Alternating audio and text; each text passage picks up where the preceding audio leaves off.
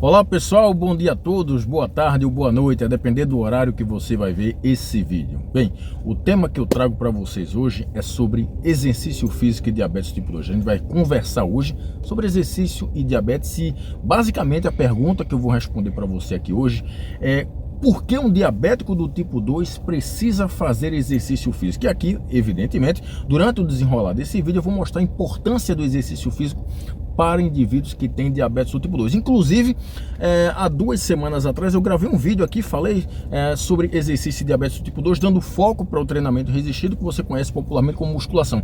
E eu mostrei o papel importante que a musculação tem na regulação do perfil inflamatório de diabéticos do tipo 2, né? Porque os diabéticos do tipo 2, eles têm um perfil inflamatório alterado, ou seja, tem maiores níveis de citocinas pró-inflamatórias, dentre elas a proteína C reativa.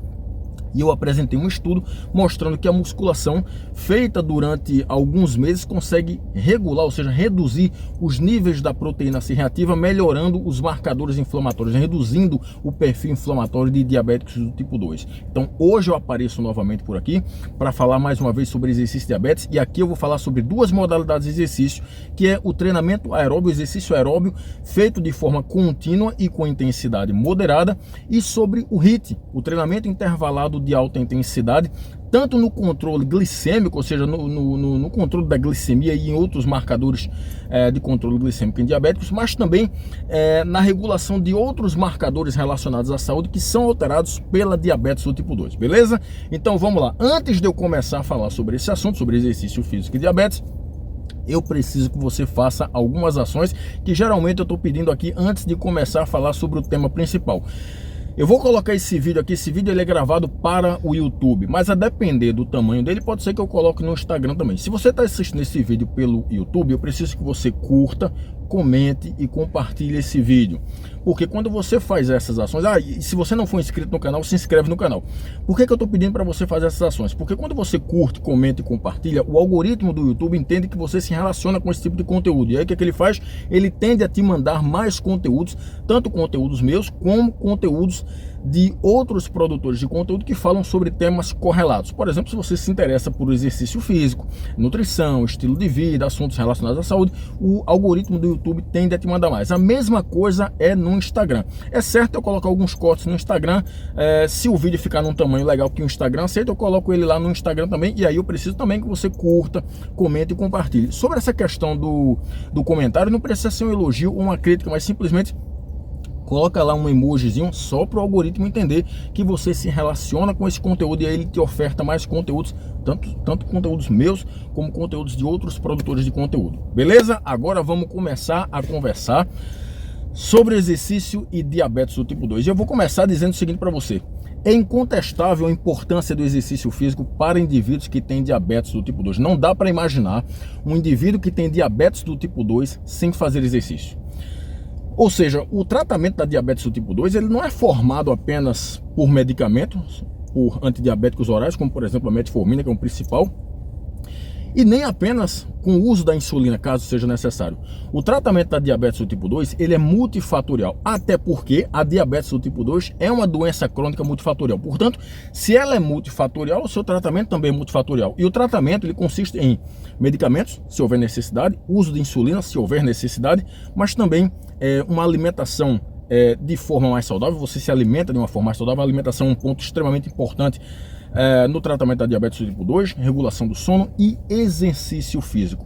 Quando você utiliza todas essas intervenções para tratar a diabetes do tipo 2, você tem um tratamento mais efetivo dessa doença crônica. E tratar a diabetes do tipo 2 não significa apenas tratar a glicemia, mas qualquer outro parâmetro de saúde que é alterado pela diabetes do tipo 2. E eu vou te falar uma coisa: a diabetes do tipo 2, ela também altera outros parâmetros de saúde diferentes da glicemia. Então não é só a glicemia e a hemoglobina glicada que está alterada pela diabetes.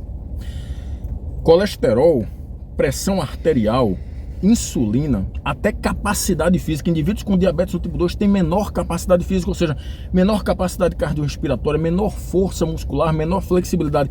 E esses parâmetros eles são alterados tanto pela doença em si. A diabetes altera, por exemplo, o perfil lipídico, a pressão arterial, dentre outros marcadores de saúde, inclusive marcadores inflamatórios, que eu falei no vídeo retrasado, né?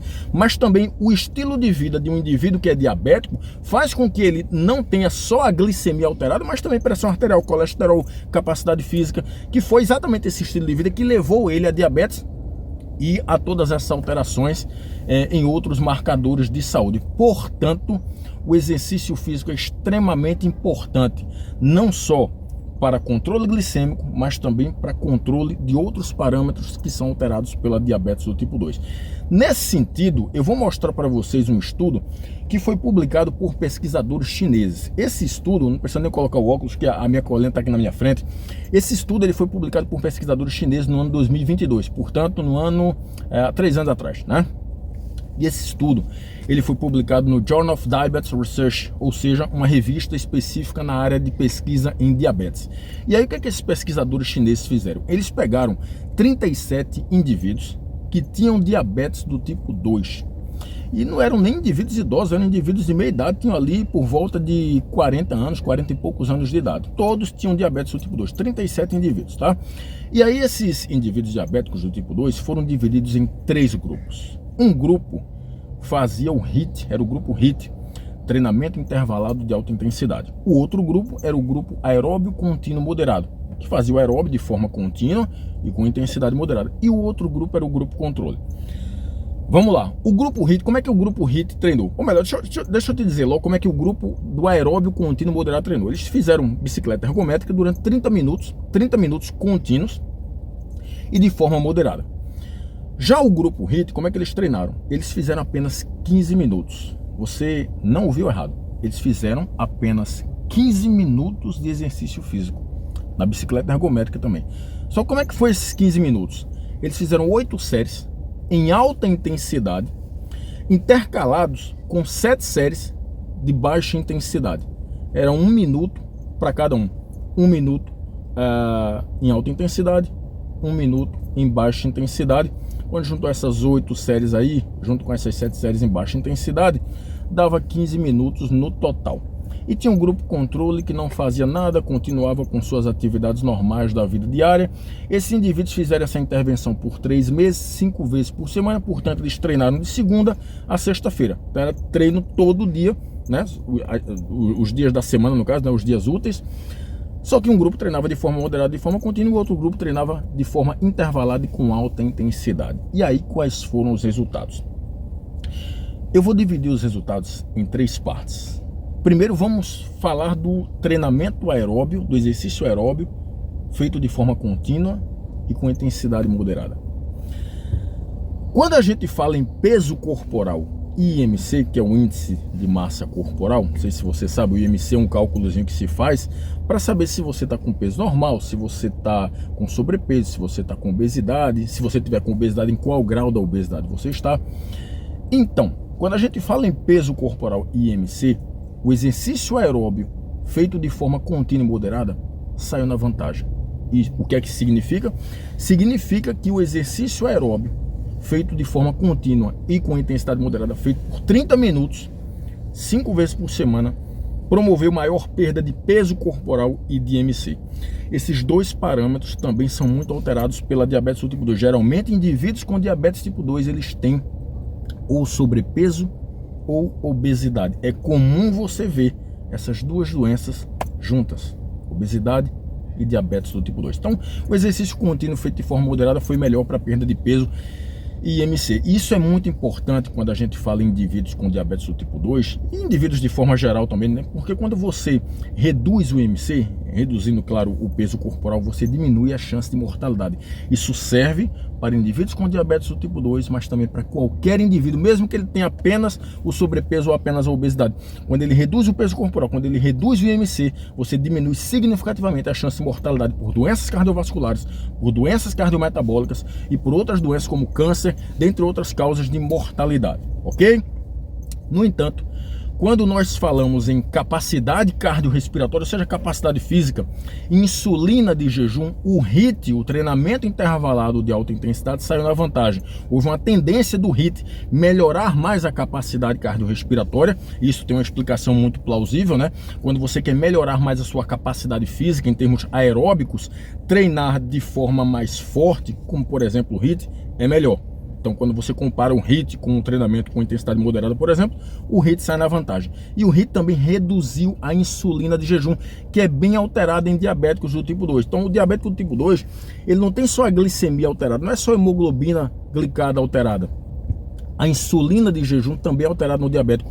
O diabético, ele tem um quadro de hiperinsulinemia, ou seja, níveis sanguíneos de insulina mais aumentados, bem mais aumentados, exatamente porque ele tem resistência à insulina. Então, quando você usa uma intervenção, como por exemplo o exercício físico, e essa intervenção reduz a insulina de jejum, por exemplo, você diminuiu aquele quadro de hiperinsulinemia. Isso é muito importante para a melhora do quadro de um indivíduo com diabetes do tipo 2. Então, treinar de forma intervalada e alta intensidade na bicicleta melhorou mais a capacidade física e reduziu mais a insulina de jejum em diabéticos do tipo 2. No entanto, quando nós falamos em marcadores de controle glicêmico, como por exemplo a glicemia, que são os níveis de açúcar na corrente sanguínea, e a hemoglobina glicada, que eu já falei aqui outras vezes, que a hemoglobina glicada é uma média das glicemias, uma média de 2, 3 meses das tuas glicemias.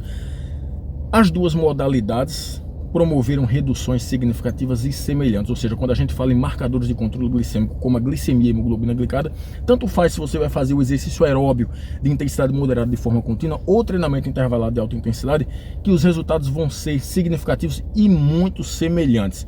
E o mecanismo pelo qual o exercício físico, seja lá qual for a modalidade, pode ser o aeróbico contínuo de forma moderada, pode ser o HIIT, pode ser a musculação, o mecanismo pelo qual o exercício físico consegue reduzir a glicemia, ou seja, a taxa de açúcar no sangue, é porque o exercício, quando você está fazendo exercício físico, o teu músculo se contrai, ou seja, a contração muscular, o que é que acontece? A contração muscular faz com que você aumente a atividade dos captadores de glicose, que são os GLUT4.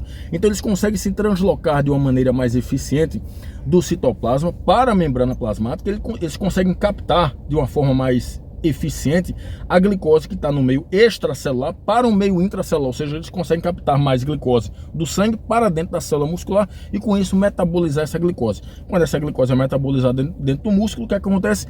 Tua glicemia reduz e como consequência a hemoglobina glicada também reduz. E um outro ponto que também é alterado pela diabetes do tipo 2 é a pressão arterial, principalmente a pressão arterial sistólica. É muito comum também você ver diabéticos do tipo 2 que são hipertensos ou têm a pressão relativamente alterada, chegando ali a um quadro de pré-hipertensão. Nesse caso aqui, nesse estudo, o exercício físico, tanto moderado de forma contínua quanto o HIIT, não conseguiram alterar a pressão arterial.